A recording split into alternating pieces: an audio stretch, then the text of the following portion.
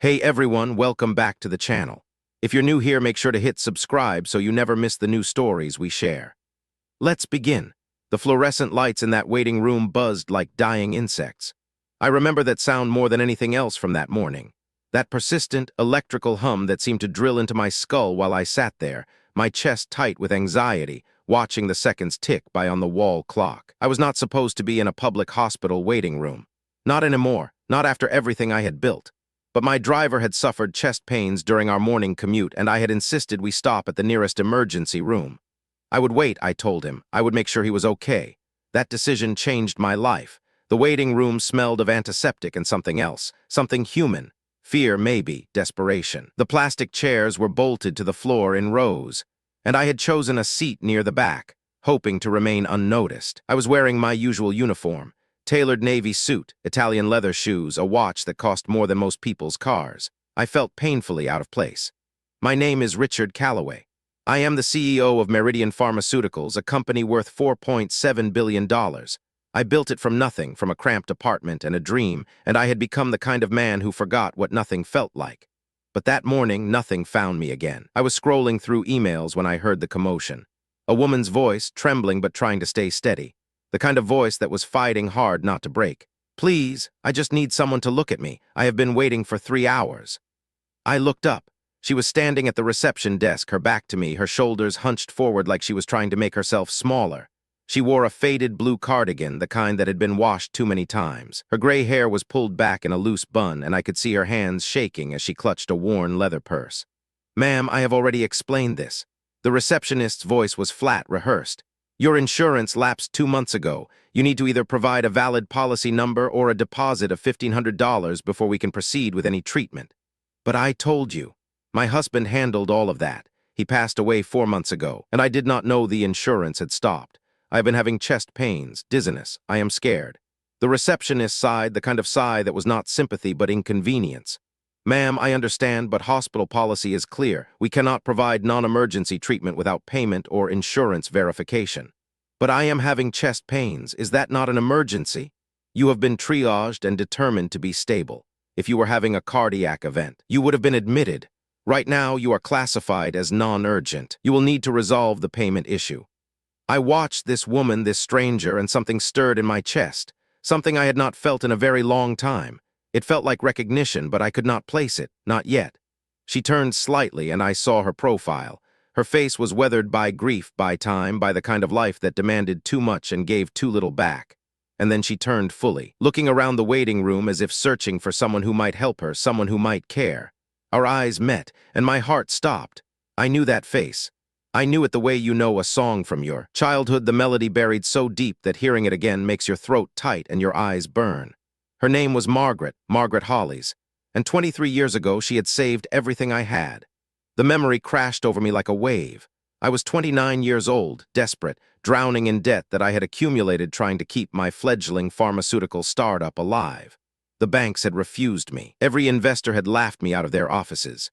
I was 3 days away from declaring bankruptcy, from losing my apartment, from watching my dream die before it ever had a chance to breathe.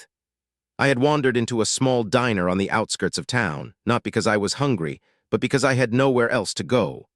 I ordered coffee I could not afford and sat there, staring at the steam rising from the cup, wondering if my father had been right all along, wondering if I was a fool for believing I could be anything more than what I came from. And then a woman sat down across from me. She was younger then, her hair still brown, her eyes bright with something that looked like hope. She worked at the diner, I would later learn. Waitress, part-time. Her husband was a school teacher, and they had a small house at the end of a quiet street. You look like you are carrying the weight of the world, she said, just like that. No introduction. No pretense. I do not know why I told her everything. Maybe because she was a stranger. Maybe because I had no one else. But I sat there for 2 hours, spilling my guts to a woman I had never met, telling her about my research, my compound, my belief that I had developed something that could help people with chronic pain without the addictive properties of opioids. When I finished, she was quiet for a long moment, then she reached into her apron pocket and pulled out a checkbook. How much do you need? I stared at her. What? To keep going, to give your dream a chance, how much? I could not possibly take money from you. I did not ask if you could, I asked how much. $25,000. That was what she gave me, her entire savings, money she and her husband had put away for years for emergencies for their future. She wrote the check without hesitation, sliding it across the table like it was nothing. "I believe in people," she said. "I always have, and I believe in you." I tried to find her after Meridian took off. I sent letters to the diner, but it had closed. I hired investigators, but the trail went cold. The Hollises had moved, and Margaret had become a ghost in my past, a guardian angel I could never thank. And now she was standing in front of me being denied medical care because she could not afford it. The universe has a strange sense of justice. I stood up slowly, my legs unsteady beneath me. The receptionist was still talking, still reciting policy like scripture, and Margaret was nodding, defeated, accepting her fate. Not today. I walked toward the reception desk, and each step felt heavier than the last. Not from reluctance, but from the weight of what I was carrying. 23 years of guilt. 23 years of wondering what happened to the woman who believed in me when no one else would. Margaret was turning away from the desk, her shoulders slumped, her eyes fixed on the floor. She did not see me approaching. She was too consumed by her own defeat, her own fear, her own grief. I could see it in the way she moved, slow and uncertain, like someone who had forgotten how to expect kindness from the world. "Excuse me." My voice came out stronger than I expected. The receptionist looked up, her expression shifting from boredom to wariness as she took in my suit, my posture, the authority that money and power had taught me to project. "Can I help you, sir?" "Yes, this woman needs medical attention. I will cover all costs, whatever she needs. Run every test, provide whatever treatment. Send the bill to me." The receptionist blinked. "Sir, are you a family member?" "I am a concerned citizen, and I am telling you that cost is no longer an issue." Margaret turned, confusion rippling across her face. "I am sorry, do I know you?"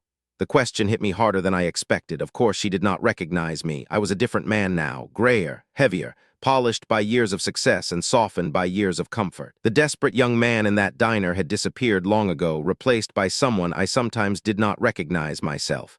"You might not remember me, Mrs. Hollis, but I remember you."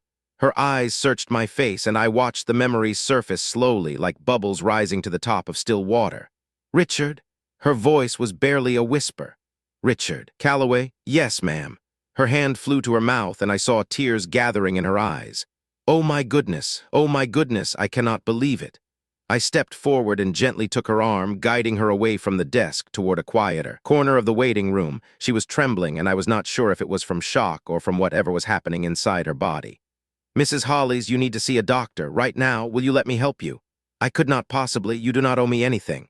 "Mrs. Hollis." I paused, searching for the right words. "Margaret, 23 years ago you gave a stranger your life savings. You believed in me when I did not believe in myself. You gave me the chance to build something that has helped millions of people. I owe you everything."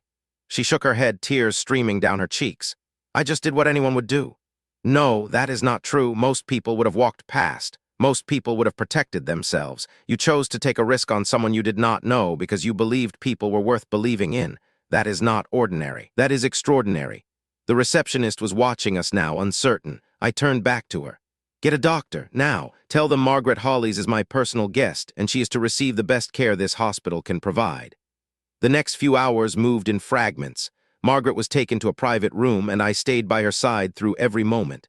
They ran blood work, performed an echocardiogram, checked her blood pressure and heart rhythm. I watched the doctors move around her with newfound urgency, their demeanor transformed by the promise of payment.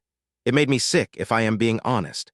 The system I had thrived in, the system my company profited from, was the same system that had almost turned away a widow with chest pains because she could not afford to be seen. I had spent my career developing drugs, negotiating prices, navigating insurance frameworks. I had told myself I was helping people, but sitting in that hospital room, watching Margaret's face flicker between hope and fear, I wondered how many people my industry had failed. The diagnosis came late in the afternoon: atrial fibrillation. Irregular heartbeat caused by stress and grief, made worse by months of neglect because Margaret had been too afraid to seek help without insurance. She needed medication, monitoring, and rest. It was treatable, but left unchecked, it could have killed her. "You are very lucky, Mrs. Hollis," the cardiologist said. "If this had gone on much longer, we could be having a very different conversation." Margaret nodded, but she did not look at the doctor. She looked at me. "Why were you even here today, Richard?" I told her about my driver, about his chest pains, about how I had ended up in that waiting room by pure chance. She smiled, the first real smile I had seen from her since we reconnected. "I do not believe in chance," she said. "I believe in purpose." After the doctors left, Margaret told me about her husband, Harold. He had been a good man, she said. Quiet and steady, the kind of man who fixed things before they broke and never asked for credit. He had been diagnosed with early-onset dementia 3 years ago, and Margaret had spent every day caring for him, watching the man she loved disappear piece by piece. "He forgot my name at the end," she whispered. But he still held my hand. He still knew I was someone who mattered to him, even when he could not remember why. Harold had died in his sleep, and Margaret had woken up next to him, holding a hand that had gone cold. She had not recovered. She had not known how. "After Harold, I just stopped caring about myself," she admitted. "The insurance letters came, and I did not open them. The bills came, and I let them pile up. I did not think it mattered anymore." I understood that feeling more than I wanted to admit. After my own mother died, I had buried myself in work, convincing myself that productivity was the same as healing. It was not. It was just a different kind of disappearing. "Margaret, you matter. You always have, and you always will." She reached out and took my hand the way her husband must have taken hers, and we sat together in the quiet of that hospital room, two people connected by a moment of kindness that had echoed across decades. Margaret spent 3 days in the hospital, and I visited every single one. I cleared my calendar, rescheduled meetings, delegated responsibilities that I had convinced myself only I could handle. My board members were confused. My assistants were worried. But for the first time in years, I was exactly where I needed to be. On the second day, I made some calls. Margaret's insurance was reinstated, backdated to cover her lapse. Her medical bills were paid in full, and I arranged for a home health aide to check on her twice a week once she was discharged. When I told her what I had done, she protested. She said it was too much, that she did not deserve it, that I was being foolish with my money. I told her that kindness was never foolish and that she had taught me that lesson a long time ago. On the third day, before she was released, Margaret asked me to sit with her one more time. "Richard, can I tell you something?" Of course. She was quiet for a moment, gathering her thoughts. "When I gave you that money all those years ago, I was terrified. Harold and I had saved for so long, and giving it to a stranger felt like madness. But I looked at you, and I saw someone who needed to be believed in. And I thought, if I do not believe in him, who will?" Her eyes met mine, steady and clear. "I have spent the last 4 months wondering if my life mattered anymore, wondering if Harold took everything good with him when he left. But seeing you again, seeing what you have become, I realize that the goodness we put into the world does not disappear. It echoes, it grows, it comes back to us in ways we never expect." I felt tears burning in my eyes, and I did not try to hide them. "Margaret, you did not just give me money that day. You gave me faith, in myself, in people, in the idea that good things were possible. I built my entire company on that foundation. Every person we have helped, every life we have improved, it all started with you." She smiled, and in that smile I saw the young woman from the diner. The one who believed in strangers. The one who changed my life with a single act of trust. When she was discharged, I drove her home myself. Her house was small and quiet, just like she had described. I walked her to the door and promised to visit again soon, and I kept that promise. In the months that followed, Margaret became more than a memory. She became a friend. She reminded me why I started this journey in the first place. Not for money, not for power, but for the chance to make a difference. To be worthy of the faith someone once placed in me. I think about that waiting room often, the buzzing lights, the cold plastic chairs, the moment I looked up and saw her face. If I had not been there, if my driver had not gotten sick, Margaret might have walked away that day. She might have gone home and gotten worse. She might have become another statistic, another casualty of a system that values profit over people. But she did not. Because sometimes, the universe puts you exactly where you need to be. Thanks for watching. Subscribe and visit the channel for more real-life stories.